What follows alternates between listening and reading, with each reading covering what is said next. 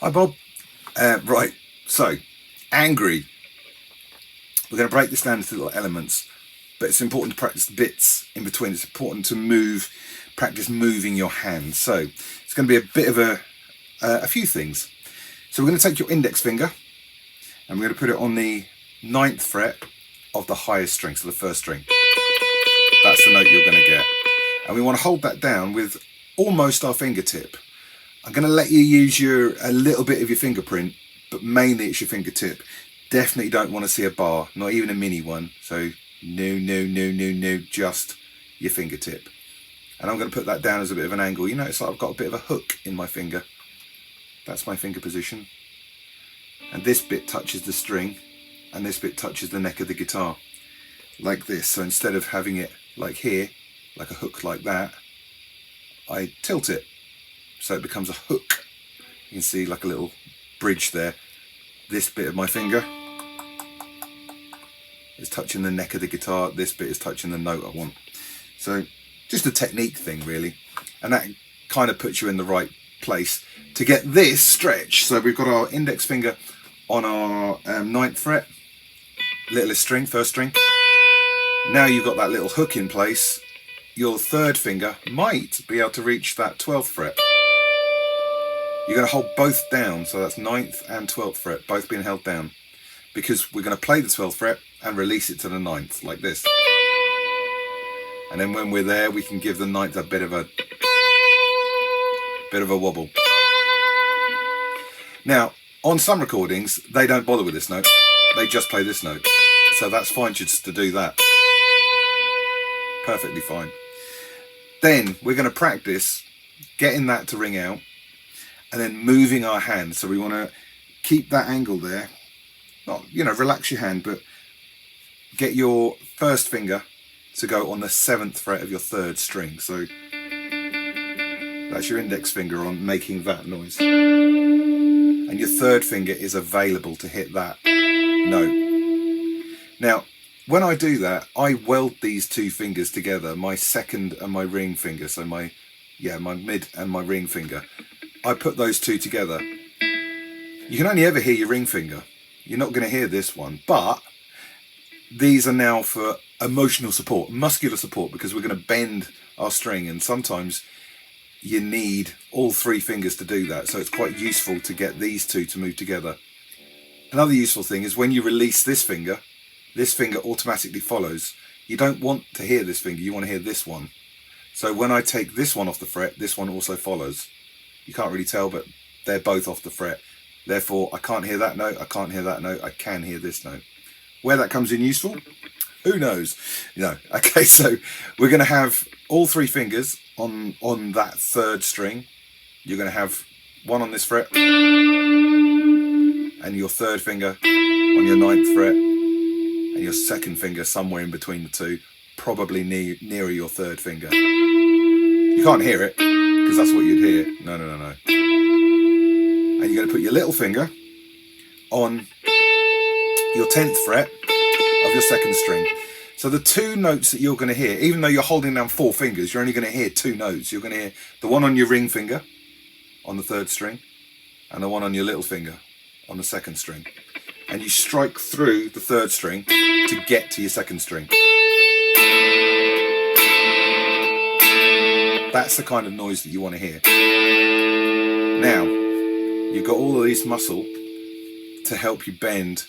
And what you're going to do is you're going to keep that finger steady and where it is and planted, and you're going to bend these.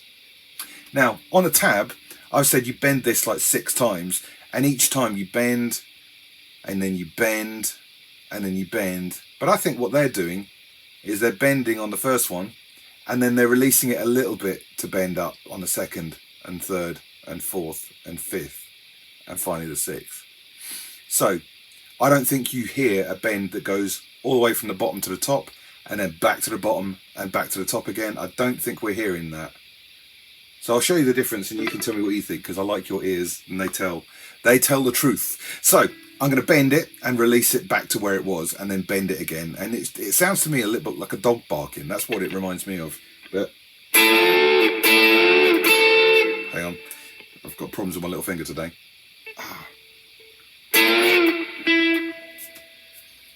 have got problems with my little fingers today. Whereas I think what they're doing is they're bending it and then releasing it a bit.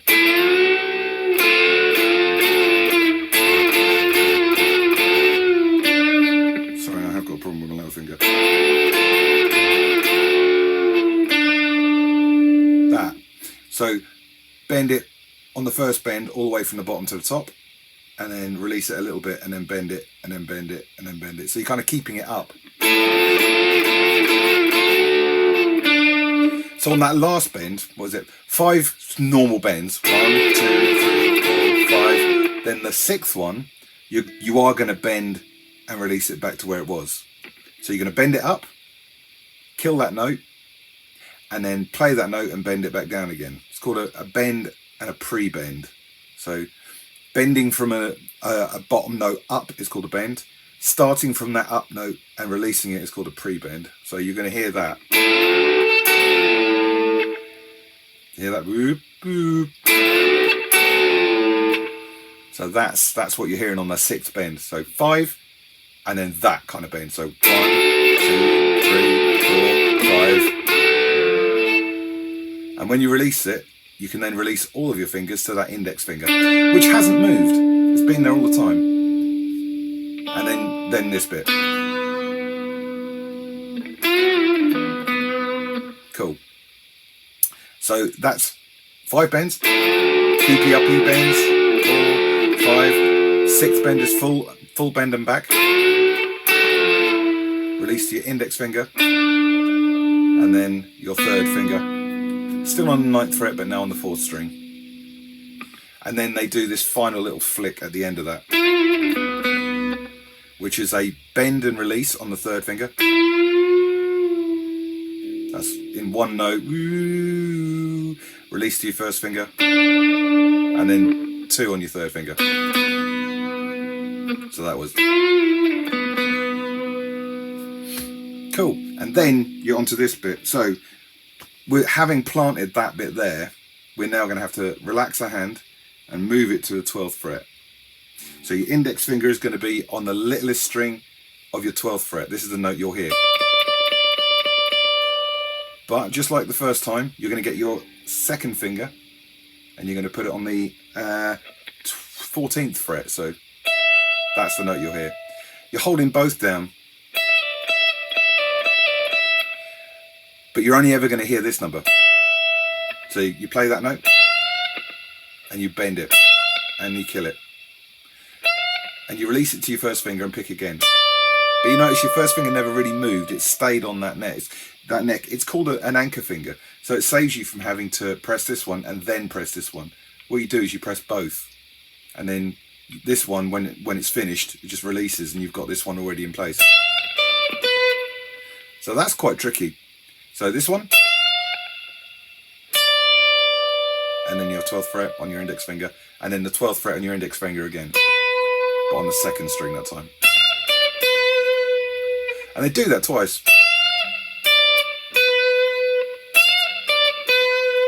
And the 3 little things that make it a bit magic is on this note, they bend it and then kill it. On the way up, so it sounds like and then it's dead. It's like a little, it's not a full bend. It's not that. It's on the way up, you kill it. And you end up with a blues bend. It's kind of and then you've got your index finger. And then on this index finger, which is your 12th fret, 2nd string, you can give that a wiggle. And again, that wiggle is made possible because I'm using that little hook feature of my finger. Because now, what have I got? I've got on that 12th fret, littlest string, I've got a pivot point here. I'm pressing that against the guitar and just twisting my wrist, and that's giving me a bit of a pivot on this finger. Some people hold that finger and then pivot that bit, but if you pivot that bit, this bit isn't moving, so you can't hear a difference. So if you keep that bit the same, pivot here, your finger is going up and down like crazy. It doesn't have to do that, just only a little bit, but that's how you get the vibrato. You pivot, you make 2 points on the guitar, one that you play the note with, one that you don't play the note with, but this is butted up against the neck of the guitar, and you make that your pivot point. Pivot, pivot, pivot, pivot, and that gives you a great little... Nice.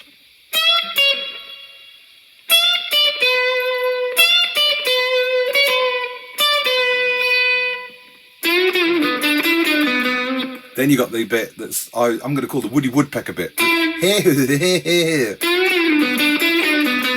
Sounds like Woody Woodpecker to me. So once you finish this bit,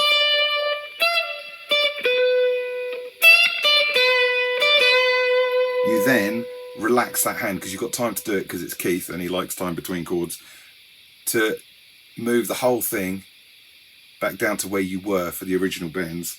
So that's your 7th fret, your 9th fret on your 3rd string. Now, again, all 3 fingers are down. These 2 are welded together, so when this one releases, this one's already gone. Boop, boop, boop, boop, boop, boop, but your 1st finger doesn't move. Yep, cool. So we want a bend, and then we want to start from that top point and pick again and release. So you can hear whoop, whoop. That's what you're going to hear. Neep, neep. And you're going to release that to its 1st finger. So that's now. And now we're getting there. You need one more note. The next note is this one. So that's your 3rd finger again.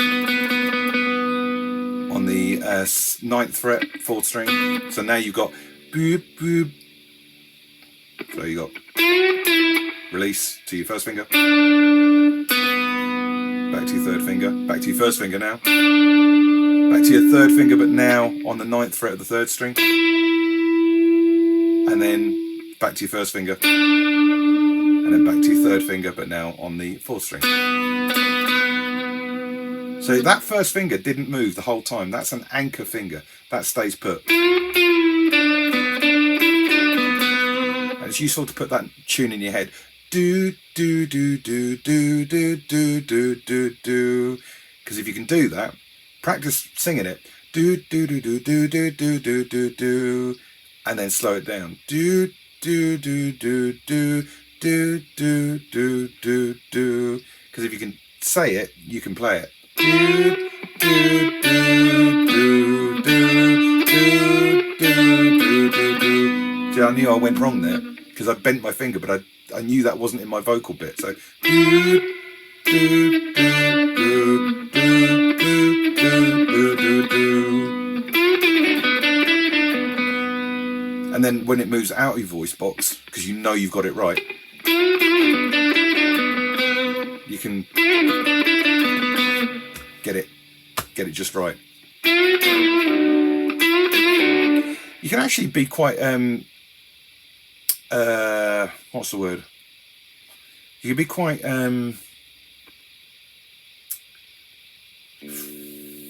efficient with your picking here. This bit. So I've gone yeah, but to get to the index finger, I haven't picked it that time. It's a Keithism. You can use it, you can't. Sometimes he does, sometimes he doesn't. But I've released it. I haven't picked that last note. So when I go back to that index finger, I've done it by just pinging this finger. It's already on that bend.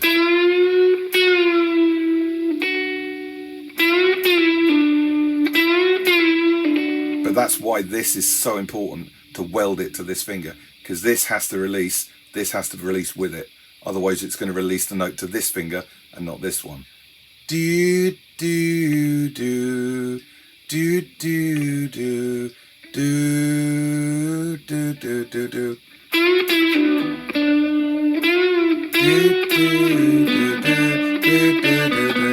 So I'll play it a couple of times so you get the riff. I'll slow it down.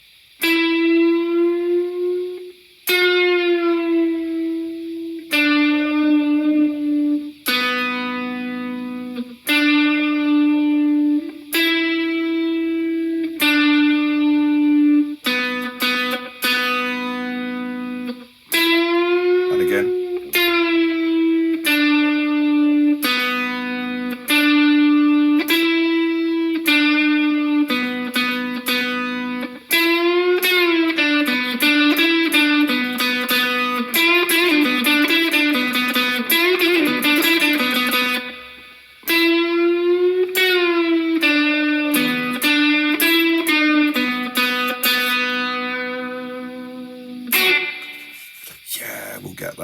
we'll get that. Here's another little thing. You're practicing your bends. Oh, sorry, here. Like we did at the first one, so that's where you got that little finger and this one pushing up. When he's finished his little solo and it's doing the outro, it's just doing angry, that bit. Practice those things over it. Any way you like. You don't need to do 5 and 6 and all that kind of stuff. Just bend. Just practice doing the bends because it sounds great over that bit of the song. That outro is built for this. That kind of thing. If you can practice the little Woody Woodpecker bit, practice it over that bit of the song. Whether Keith's playing or not, it fits. Also, this bit. That also fits over that bit of the song. So on the outro, don't just... Well, where I get the most amount of fun is I don't just play... What am I trying to say? I don't just play over the solo. That's brilliant if you want to get exact to what he's doing. But take what he's doing there and play it when he's not playing it, and you'll put your own spin on it. Which is kind of how he does it. He just, he puts his own spin on things, doesn't he? That's why he doesn't do the same thing twice. He's just like, this sounds good to me. So that to get that Keith-ism, take those elements of that solo and stick it in the outro when he's not playing, and just practice those elements over that outro, and it sounds great. And it's the most amount of fun you can have with this song. So I hope that's useful. I hope you don't mind me looking. Let's see where I can't see where the camera is on here. There it is. So make eye contact with the camera rather than just over here. Yes. So have a great day. I hope you enjoy the sound slice. Feel free to take little bits of this where I've rambled on and just loop sections of it, so you can replay bits of the lesson and slow it down and do what you need to do. So, but have a great day, and I will see you soon. Take care. See you, Bob.